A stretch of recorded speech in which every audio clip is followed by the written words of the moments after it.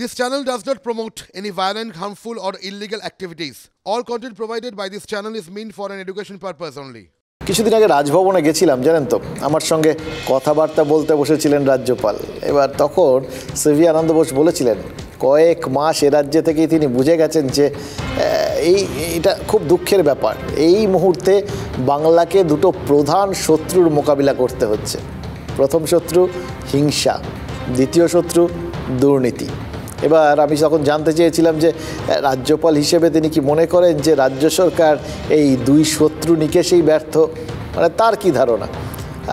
CV আনন্দ বোস দুধে আমলা, তো তিনি তখন বলেছিলেন যে তিনি বিচারক নন, কিন্তু যদি হিংসা বন্ধ না করা যায় তাহলে সেটাকে সরকারের ব্যর্থতা হিসেবেই ধরতে হয়।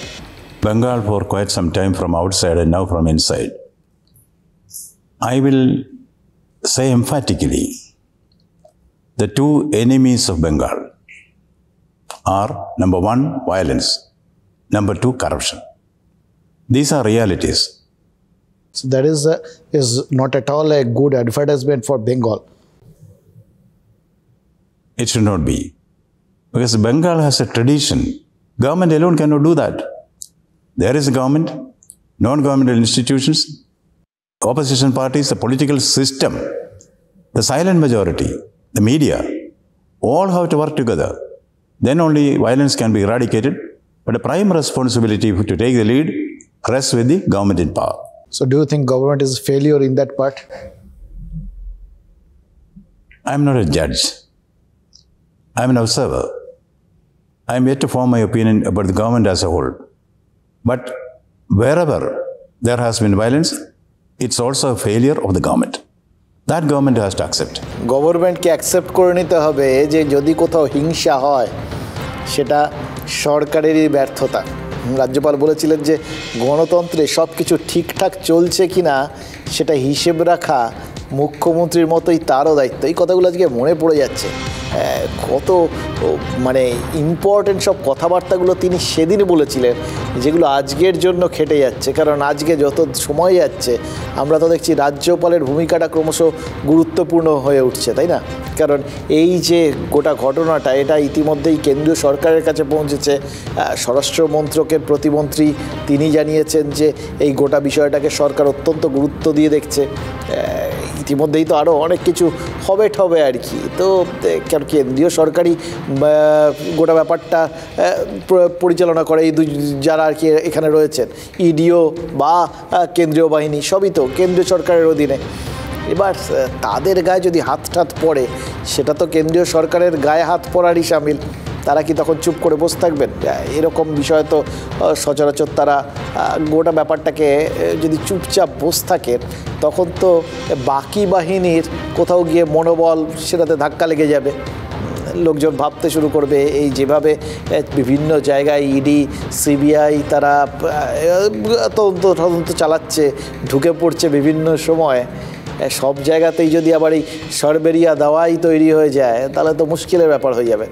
আজ সরবেরিয়ায় এই তল্লাশির সময় ইডি আক্রান্ত হওয়ার পর রাজ্যপালের কিন্তু মনে হচ্ছে যে নিজের দায়িত্ব পালনে তার সক্রিয় হয়ে ওঠার সময় হয়েছে।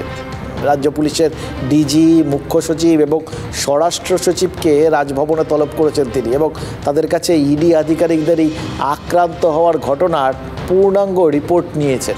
একই সঙ্গে রাজ্য প্রশাসনকে হুঁশিয়ারি দিয়েছেন যে যা হয়েছে তার ফল কিন্তু ভুগতে হবে। সংবিধানের অবমাননা করা হলে রাজ্যপাল হিসেবে তিনি উপযুক্ত সময়ে উপযুক্ত পদক্ষেপ করবেন। এবার এইটার সঙ্গে এই আগের যে বক্তব্যগুলো, অর্থাৎ কোথাও যদি হিংসা হয় তাহলে সেটা রাজ্য সরকারের ব্যর্থতা, এটা রাজ্য সরকারকে বুঝতে হবে। এই দুটো জিনিসকে যোগ করুন, তাহলে যোগফলটা বেশ জটিল এবং কঠোর বলে মনে হচ্ছে না?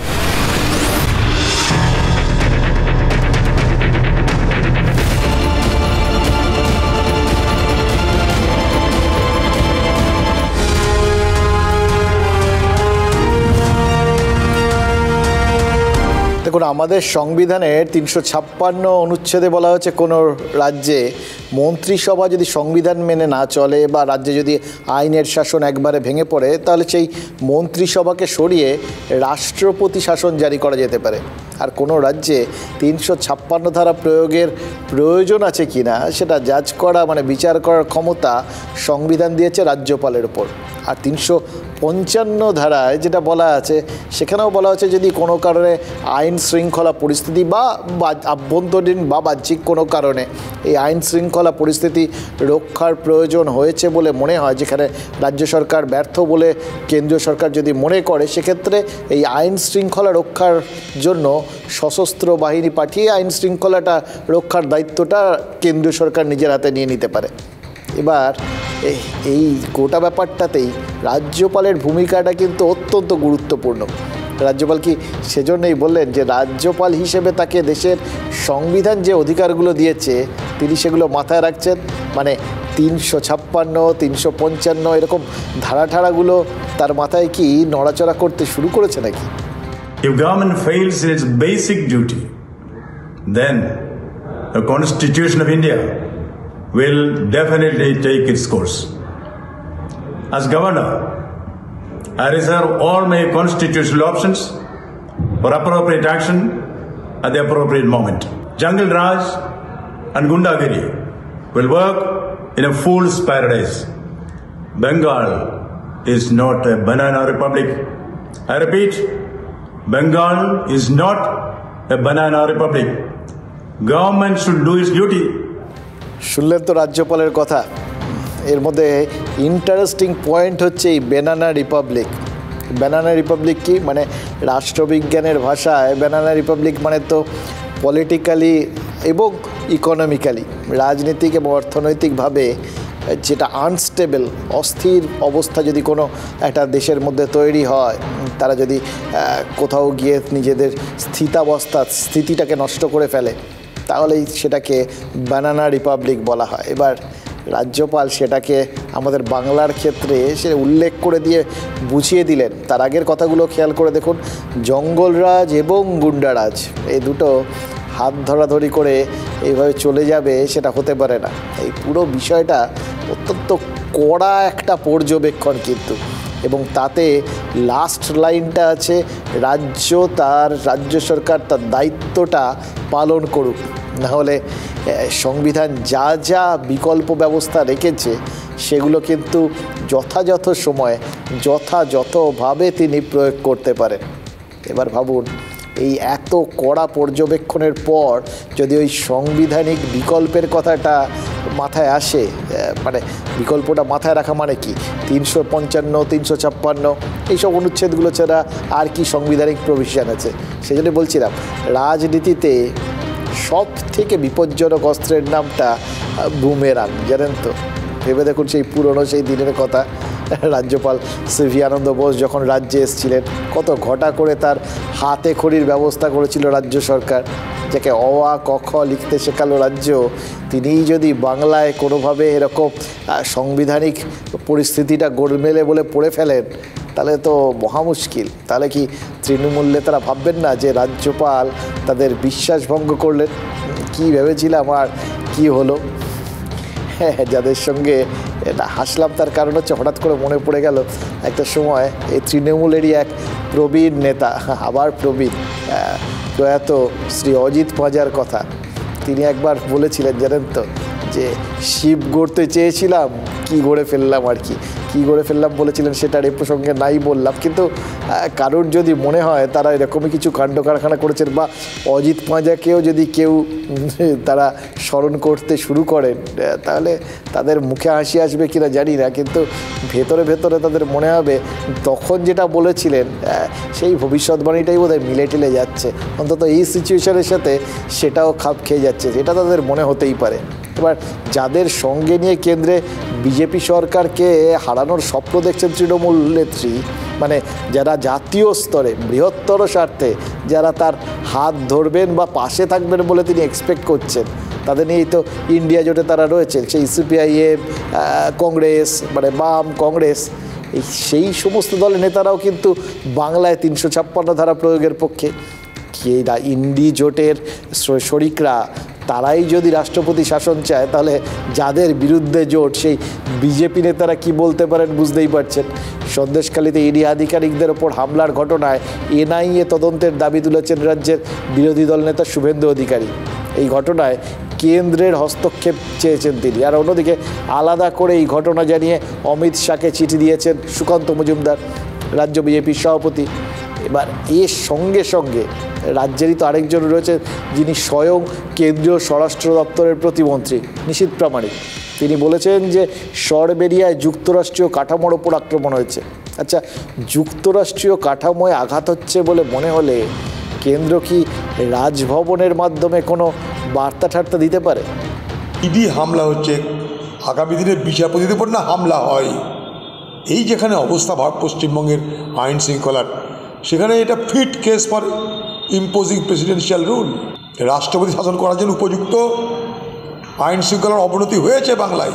স্বরাষ্ট্রমন্ত্রীকে আমি চিঠি লিখে জানিয়েছি যে এখানে কেন্দ্রীয় হস্তক্ষেপ প্রয়োজন, রাষ্ট্রপতি শাসনের মতো পরিস্থিতি এখানে তৈরি হয়েছে।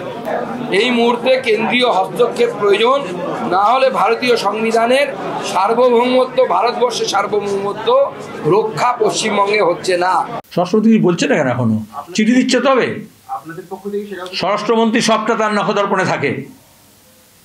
কয়েক ঘন্টা পরে বিচারপতি বলার পরে রাজ্যপাল বলেছেন, তার আগে তার ঘুম ভাঙেনি সকালে।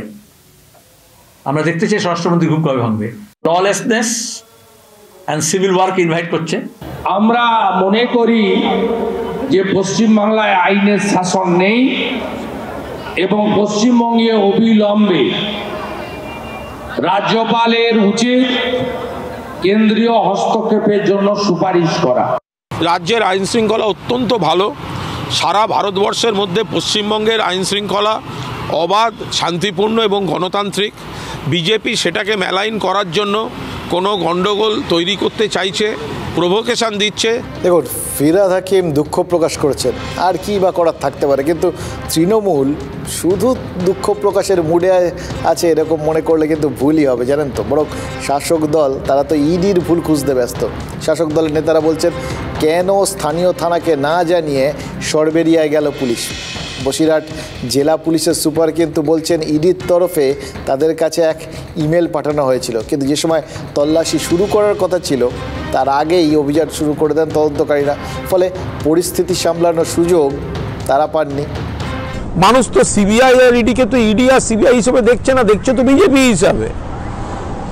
এবং এখন ইডি বা সিবিআই কোথাও গেলে স্টেট গভর্নমেন্টকে লুপে নিচ্ছে না, स्टेट पुलिस के लुपे नीचे ना। आज सुबह लगभग 8:20 उसी समय हम लोग का संदेशखाली थाना में एक मेल मिला था ईडी ऑफिशियल से। वो लोग वहाँ कुछ जगह रेड के लिए जा रहे हैं, इसका हम लोग को इंटीमेट कर दिया था। কোন এলাকাটা সেনসিটিভ, কোথায় কোন সময় কি হয়ে আছে সেগুলো না জেনে নিজেদের মতো করে ওদিকে উস্কাচ্ছে শুভেন্দুরা, আর এ পাশে হাল্লার রাজার হাঁকাহাঁকির মতো হাল্লার রাজার সেনারা গিয়ে গন্ডগোলটা করছেন। সেই কারণে এই জিনিসটা তৈরি হয়েছে। আক্রমণকে সমর্থন করে কোনো আক্রমণ সমর্থন। उसी समय जल्दी हम लोग पुलिस टीम इकट्ठा कर वहाँ भेज दिया था। हम लोग वहाँ पहुँचने के माने उतना एक टाइम लगता है, वहाँ जोग्राफिकली बहुत डिफिकल्ट टेरेन है।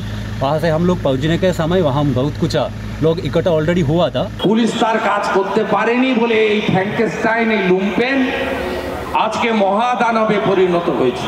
সন্দেশখালীতে শেখ শাহজাহানের মতো নেতা নেই, তার জনপ্রিয়তা সাধারণ মানুষ মনে প্রাণে গ্রহণ করে এবং শুধু নেতা হিসেবে নয়, একজন সমাজসেবক হিসেবে তিনি বিখ্যাত। ফলে সাধারণ মানুষ, প্রতিটা মানুষ তার কাছে উপকৃত। আজকের হঠাৎ করে ভোরবেলা তার বাড়িতে যদি কেউ তালা ভাঙতে আসে, সে ইডি হোক, সিবিআই হোক, চোর ডাকাত হোক, সাধারণ মানুষ জানবে কী করে। ফলে তারা ভয় পেয়েছে, তারা জানে যে শেখ শাহজাহানের উপর কোনো অ্যাটাক হচ্ছে, ফলে তারা এই কাজটা করেছে। জ্যোতিপ্রিয় মল্লিক ধরা পড়েছে কবে? অনেক দিন হয়ে গেল। তার আগে বাকিবুর রহমান 2-2.5-3 মাস হয়ে গেল। 2-2.5-3 মাস সময় দিলে অপরাধী যারা, তারা কি সব কাগজপত্র ঘরে গুছিয়ে রেখে দেবে যে কখন তদন্তকারীরা আসবে? সময় দেয়া হচ্ছে এতটা, 2 মাস 3 মাস করে সময় দেয়া হচ্ছে যাতে আসলে তদন্তটা ঠিক কার্যকরী না হয়। দেখুন, এই রাজ্যেই মমতা বন্দ্যোপাধ্যায়ের পুলিশকে বেধড়ক মারধরের ঘটনা সেটা তো একাধিকবার ঘটেছে। হামলাকারীদের হাত থেকে বাঁচতে পুলিশকে টেবিলের তলায় মাথা লুকোতে হচ্ছে, এই ছবিও তো আমরা দেখেছি। তবুও কিন্তু পুলিশের ওপর তৃণমূলের ভরসাটা অটুট। এই পুলিশকে না জানিয়ে তল্লাশিতে যাওয়ার জন্যই এই যাবতীয় কিছু ঘটেছে বলে তৃণমূল মনে করছে। শুনলেন তো, তৃণমূলের মুখপাত্র তাই বললেন, তৃণমূলের বিধায়ক তাই বললেন, এবং বিধায়ক তো আরও এক ধাপ এগিয়ে গেলেন যে কাউকে কিচ্ছু না জানিয়ে তারা হঠাৎ গিয়ে বাড়ির তালা ফালা ভাঙতে শুরু করেছিলেন। এবার যদি কেউ এরকম এসে যদি তালা ঠালা ভাঙতে শুরু করে তাহলে আশেপাশের লোক তো তাদের কি না কি মনে করবে, সেটাই স্বাভাবিক। এবার ওই রকম পোশাক পরিচ্ছেদ, কেন্দ্রীয় বাহিনীর পোশাক টোশাক দেখেও যদি কেউ অন্য কিছু মনে করে তাহলে আলাদা কথা, কিন্তু হতেই পারে সন্দেশখালিতে নাকি সবসময় পুলিশও ঢোকে না, ফলে পুলিশের ড্রেস কী সেটাই যদি তারা না চেনেন তাহলে যে কেন্দ্রীয় বাহিনীর ড্রেস কী সেটাও চিনতে পারবেন না, সেটাই স্বাভাবিক। তাহলে সেক্ষেত্রে হয়তো যেটা বলছেন ওই বিধায়ক, শুনলেন তো, সেটা ঠিকই বলেছেন। সমাজসেবীর বাড়িতে পুলিশ তালা ভাঙতে গেলে, মানে কেন্দ্রীয় বাহিনী এবং ইডি তালা ভাঙতে গেলে, তাহলে যে সাধারণ মানুষ তারা উপকৃত হয় বলে তারা যে প্রতিরোধ করবে বা কোনো রকমভাবে তাকে বাঁচাতে এগিয়ে আসবে সেটাই তো স্বাভাবিক। তো মুশকিল হচ্ছে যে যুক্তিটা তৃণমূল দিচ্ছে, অর্থাৎ পুলিশকে না জানিয়ে যাওয়ার যুক্তি, সেটাও তো পুরোপুরি ঠিক নয়, সেটা তো পুলিশ সুপার নিজেই বলছেন। হ্যাঁ, পাশাপাশি তিনি বলেছেন যে যখন যাওয়ার কথা ছিল ইডি আধিকারিকদের তার আগেই তারা পৌঁছে যান এবং কেন্দ্রীয় বাহিনীর সঙ্গে থাকায় তারা তল্লাশি শুরু করে দেন। ঘটনা হচ্ছে যে এই কেন্দ্রীয় বাহিনীকে সঙ্গে নিয়েই তো পার্থ চট্টোপাধ্যায় থেকে শুরু করে অনুব্রত মণ্ডল বা জ্যোতিপ্রিয় মল্লিকের মতো হেভিওয়েটদের গ্রেপ্তার করে ফেলেছে কেন্দ্রীয় এজেন্সি। শুধু এ রাজ্যে নয়, ভিন রাজ্যেও বহু রাজনৈতিক নেতা আমলাকে তদন্তের স্বার্থে তারা হেফাজতে নিয়েছে। তল্লাশি অভিযানে ইডি সিবিআইয়ের সঙ্গে তাই সিআরপিএফই থাকে। কোথাও যে তাদের এরকম হামলার মুখে পড়তে হবে তারা হয়তো এক্সপেক্ট করেননি। তাহলে শাহজাহানের ডেরায় কি এমন ছিল যেটা আড়াল করতে এরকম একটা, যেটা আগে কখনো ঘটেনি, সেরকম একটা কাজ ঘটিয়ে ফেললো তার বাহিনী? এই খুনি মাফিয়া হেরোইন পাচার করে বাংলাদেশে, অস্ত্র পাচার করে, আজকে তাকে বাঁচানোর জন্য এই জিনিস করা হয়েছে। যখন সিবিআই গিয়েছিল শেক্সপিয়ার সরণিতে তৎকালীন পুলিশ কমিশনারের কাছে, তখন মুখ্যমন্ত্রীর নেতৃত্বে সবাই ঝাঁপিয়ে পড়েছিল না? পথ তো দেখিয়েছেন মমতা ব্যানার্জি। গ্রামের মানুষ বলছেন আমরা হেনস্থার শিকার হয়েছি, এবং তাতে তারা সেইভাবে একটা রিয়াক্ট করেছে। ইডি নাকি ঠিক করেছে তারা পুলিশে অভিযোগ দায়ের করবে, তবে তাদের আলটিমেট ভরসা সেটা কিন্তু আদালত। সরবেরিয়ার ঘটনা নিয়ে আদালতের দ্বারস্থ হচ্ছে এনফোর্সমেন্ট ডিরেক্টরেট। আদালতের নির্দেশে এ রাজ্যে যাবতীয় দুর্নীতির তদন্ত চলছে, তাই আদালতের নজরে বিষয়টা যে আসবে সেটা তো একদম জলের মতো পরিষ্কার। তবে ইডি বিষয়টা আদালতের নজরে আনার আগেই কিন্তু বিচারকদের নজরে পড়ে গেছে। অন্তত বিচারপতি অভিজিৎ গঙ্গোপাধ্যায়ের পর্যবেক্ষণ সেটা তো আমাদের সামনে চলেই এসছে। এরকম কড়া আর সময়োপযোগী সেই পর্যবেক্ষণ, সেটা শুনে কিন্তু নেতারা ধাঁধায় পড়ে যেতে বাধ্য, জানেন তো। মানে বিচারপতি গঙ্গোপাধ্যায়ের পর্যবেক্ষণের পেছনে রাজনৈতিক কারণ খুঁজে পেতে শুরু করে দিচ্ছেন তৃণমূল নেতারা, এমন সেই পর্যবেক্ষণ। কিন্তু সেই রাজনৈতিক ইন্ধন ঠিক কোন বিরোধী শিবিরের সেটা নিয়ে তারা বোধহয় একটু দ্বন্দ্বে পড়ে গেছেন। যাক, যাদের নিয়ে আমরা জনতা সবসময় ধাঁধায় পড়ে থাকি, মানে রাজনৈতিক নেতারা আর কি, তাদেরও যে কেউ ধাঁধায় ফেলতে পারেন সেটা তো তাহলে দেখা গেল। এবং যদি কেউ সত্যিই এরকম নেতাদের ধাঁধায় ফেলতে পারেন তাহলে নিশ্চিতভাবেই তিনি জনতার ভগবান, চাকরি প্রার্থীদের ঈশ্বর তো হয়েই আছেন। এ বিষয়ে আর সন্দেহ করার কোনো জায়গা নেই।